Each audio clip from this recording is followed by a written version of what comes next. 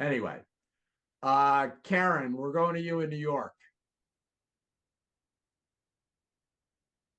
Hi, as a former corporate American employee, this topic is extremely interesting to me. But I have a question, a two-part question. Ken, you said it took you a while to kind of grow up.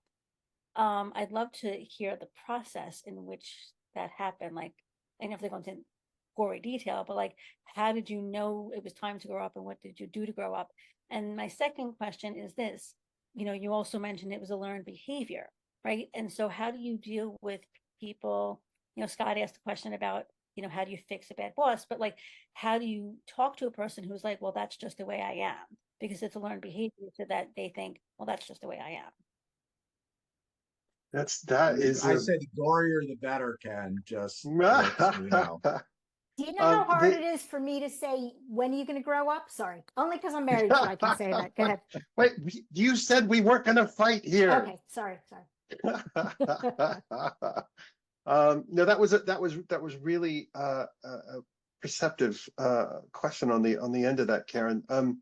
Let me back into it. You started by asking, how did I know that it was time to grow up, and then how did I grow up?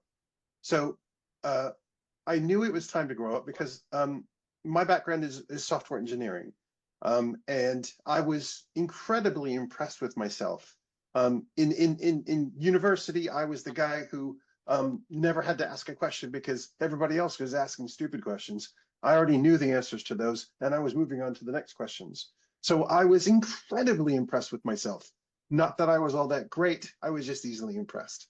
So we move on, move on, move on. And I wasn't horrible. I just was never the smartest guy in the room. The problem was I thought I was the smartest guy in the room, and that I needed to try to demonstrate. And that's never ever a good look. Everybody knows at the time, except for me, that I wasn't the smartest guy in the room. At one at one point, I started to become successful, and I became a CTO of a startup. Now, anybody who knows a CTO or has been a CTO, I'm going to do this, a CTO in a startup. Because basically, I was a glorified tech lead, but I had the title, and therefore I had the big ego. And that was one of the roots of my problems at the time. When that company flamed out spectacularly, and it did, I did an awful lot of soul searching, and I realized I was getting it deeply wrong. I was doing something horribly, horribly wrong. But at the time, all I knew was the tech side of things and not the people side of things. So this is in the early 2000s. So I decided that's it. People are too hard. I'm going to be a software developer for the rest of my life. I'm going to stay in a dark closet and never leave my keyboard, and that's going to be that.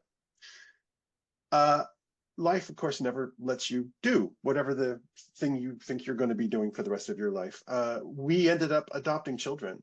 And quite literally, I had to grow up and not be the selfish little so-and-so that I was in the early 2000s, because now I had these two little souls looking at me going, well, Dad, I'm sick. I need food. My leg hurts. They were making fun of me. What are we going to do about it?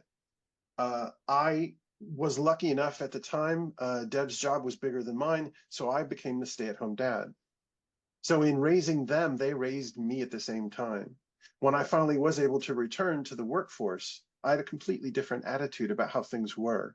I really understood that I wasn't the sharpest tool in the shed. I really wasn't the smartest guy in any room. Um, I finally realized the power of being able to admit openly in public and in front of everybody, you know what? I don't know. What do you think the answer to that one is? Uh, I always thought of that as my superpower, being able to say out loud in front of God and everybody, I don't know. What do you think? As soon as I could do that, I started to progress again. As soon as I could do that, I started to get on better with the people around me. Lo and behold, who knew? Dropping the ego was really, really key for me. Um, in working, sorry, in being married to Deb all this time, she saw me go on this journey. When she saw me go back in the office, she kept encouraging me, you're doing okay. Why don't you try being a manager?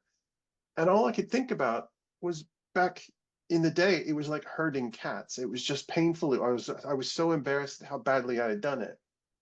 But all of a sudden, this time, it wasn't about me. It wasn't about my ego. It wasn't even about the technology. It was about the people. And just like when I got to watch my kids grow and get better at life and learn a lesson and get better at life and keep on growing, the pleasure, the joy, the satisfaction that gave me was a whole different level than when I had succeeded myself. And that same metric worked for me in the workplace. I could watch my people grow. I could watch my people succeed and become better in themselves. And then finally, when I I became a senior engineering manager, and I promoted somebody to be an engineering manager, and I watched him grow his own people and support his own people and turn them into better employees and better eventual managers. I can't begin to tell you how much joy that brought to me, right? So that was kind of my journey from soup to nuts, really. And then the second part of your question, sorry, I talked too long, Caren. What was the second part of And your question? actually, do you mind if I jump in for the second part? Because Oh, I love your question for the second part. Oh, now I Is that can't okay?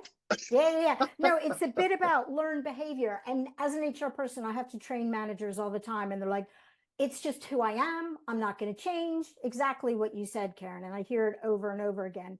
And I push back all the time because we can change if we want to change. I am a micromanager. Who is the person on this call who keeps saying, Ken, Deborah, whatever? Because we just said, okay, you're a micromanager. You be in charge of who's going to answer the questions. But you learn how to adapt. You learn how to do things better, to like smooth things out. So I will always be a micromanager, but I can learn to do it better so it's not impacting people's lives negatively. So I think it's a really good point, and I would really push back with people on that one. If you want to be a manager and you want to be great, you need to take responsibility for not changing who you are, but adapting it. And if you're the employee in that situation where the boss goes, that's just who I am, deal with it. You really face a choice. You can work hard, you can do your best to communicate, you can try to support them, you can reach out to them and you can go above and beyond in all directions, but you cannot change someone else's behavior.